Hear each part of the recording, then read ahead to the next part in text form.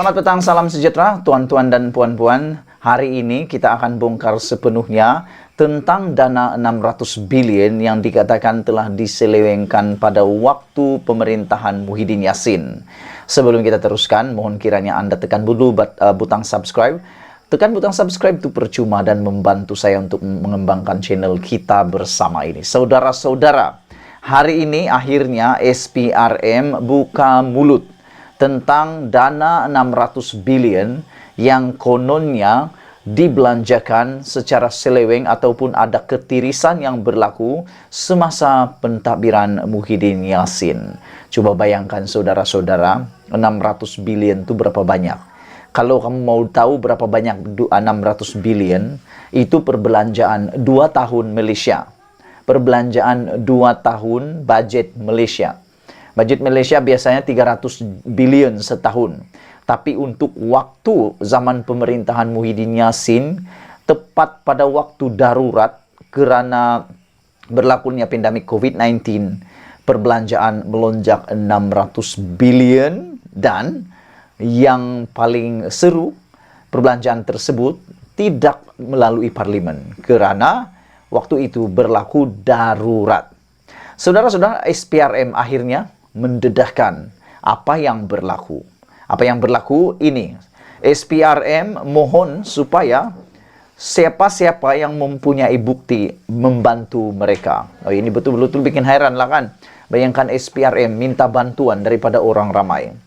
Suruhanjaya Pencegahan Rasuah Malaysia SPRM memohon bantuan luar bagi mendapatkan maklumat dan bukti dalam siasatan berkaitan dana penyelewengan dana negara berjumlah 600 bilion. Sehubungan itu, mana-mana pihak yang mempunyai apa-apa maklumat, bukti atau dokumen yang berkaitan diminta untuk tampil ke pejabat SPRM terdekat untuk menyerahkan maklumat tersebut, kata kenyataan ini. Sekiranya perlu, SPRM juga boleh menghantar pegawai untuk mengambil maklumat atau dokumen tersebut, kata Suruhanjaya tersebut. Semalam, seorang pemimpin daripada Amanah yaitu Sani Hamzan mengatakan bahawa beliau bersedia membawa bukti sekiranya SPRM memanggil beliau untuk disiasat berkaitan dana SPRM 600 bilion itu. Jadi, inilah waktunya mungkin pemimpin itu yaitu Sani Hamzan datang ke pejabat SPRM bagi membawa bukti yang mendedahkan maklumat tersebut. Adakah benar Sani Hamzan mempunyai maklumat tersebut? Saya fikir mustahil beliau berani mengatakan begitu kalau dia tidak punya maklumat tersebut. Dan susulan daripada itu saudara-saudara, Tengku Zafrul yang juga Menteri Keuangan ketika era Muhyiddin Yassin juga tampil membawa kejutan besar. Tengku Zafrul yang merupakan Menteri Keuangan waktu itu, tentulah dia mengetahui cerita sebenarnya dan dia tahu selok-belok tentang perbelanjaan keuangan tersebut. Dan saya fikir apapun yang berlaku, beliau pasti akan mengatakan kebenarannya. Tetapi itu harapan kita. Hari ini Tengku Zafrul mendedahkan kebenaran tentang 600 bilion tersebut. Tengku Zafrul kata tak ada apa nak disorokkan. Itu pendedahan pengakuan Tengku Zafrul yang mengejutkan kita semua. Adakah dengan kenyataan tak ada yang nak disorokkan ini adalah pendedahan bahawa memang tidak ada pelanggaran yang berlaku? Menteri Perdagangan Antarabangsa dan Industri Tengku Zafrul Abdul Aziz hari ini berkata, tidak ada sebarang yang mahu disembunyikan daripada pihak berkuasa berhubung isu dana RM600 bilion yang dikendalikan kerajaan terdahulu. Beliau menjanjikan kerjasama penuh kepada Suruhanjaya Pencegahan Rasuah Malaysia SPRM. Tengku Zafrul juga berkata, beliau setakat ini dia masih belum dihubungi agensi berkenaan untuk diambil keterangannya. Setakat ini tak ada panggilan daripada SPRM. Kalau dapat panggilan, sudah tentu saya akan bekerjasama, kata beliau. Tak ada benda yang kita nak sembunyikan, katanya di Kuala Lumpur. Dia yang berkhidmat sebagai Menteri Keuangan dalam 2 kerajaan berbeza sebelum ini, dikaitkan dengan isu dana yang mungkin disalahguna Perikatan Nasional ketika pengurusi gabungan itu Muhyiddin Yassin menjadi Perdana Menteri.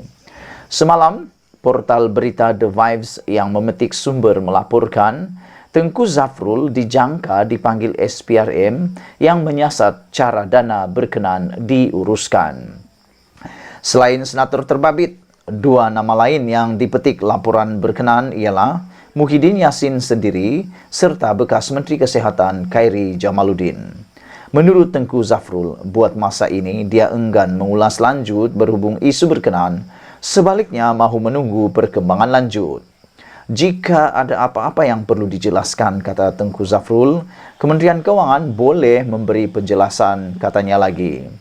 Mengulas lebih lanjut, Tengku Zafrul berkata, apa yang lebih penting ditekankan ialah pihaknya tidak akan menyembunyikan sebarang maklumat berkaitan isu berkenan. Saya tabik hormat kepada Tengku Zafrul kerana berani mengatakan seperti ini.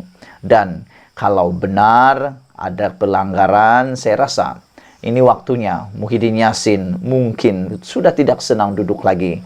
Kerana Tengku Zafrul mengakui dia tidak akan menyembunyikan apa-apa maklumat berkaitan isu 600 bilion dana ini. Tengku Zafrul kata, sudah tentu kami lebih daripada bersedia untuk bekerja sama jika saya mendapat panggilan SPRM, katanya. Muhyiddin sebelum ini sudah menafikan dakwaan tersebut dan menegaskan kesediaannya disiasat. Semalam, Perdana Menteri Anwar Ibrahim berkata, dia akan menyerahkan kepada pihak berkuasa untuk meneliti isu dana berkenan dan beberapa kemungkinan penyelewengan yang berlaku. Sementara itu, berucap di majlis yang diadakan di Pangkalan Tentera Udara Diraja Malaysia, Tengku Zafrul berkata, Semdabi Motors akan mengimport rangkaian kenderaan elektrik EV BYD dan ia menjadikan permulaan perkembangan masa depan dalam pasaran pengguna domestik dan pembuatan. Dia juga menyatakan insentif yang pertama kali diumumkan dalam Belanjawan 2023 yang akan dibentangkan semula oleh pentadbiran baru akan terus meningkatkan pemilikan dan pembuatan EV di Malaysia dengan matlamat 15% jumlah nilai industri menjelang 2030. Itulah dia, saudara-saudara, pengakuan daripada Tengku Zafrul, pendedahan daripada Tengku Zafrul yang memang mengejutkan kita semua apabila beliau bersedia dipanggil oleh SPRM dan beliau juga mengatakan tiada perkara yang akan disorokkan. Kita mohonlah kepada Tengku Zafrul nyatakan kebenaran, sama ada benar atau tidak, sama ada penyelewengan atau tidak. Kami menantinya dengan sabar hati dan kami akan menerima apapun keputusannya, apapun laporan daripada SPRM tersebut. Kita jumpa lagi, jangan lupa tinggalkan komen Anda, tekan butang subscribe. Malaysia kita punya, kita juga sama-sama cintai Malaysiaku. Bye-bye.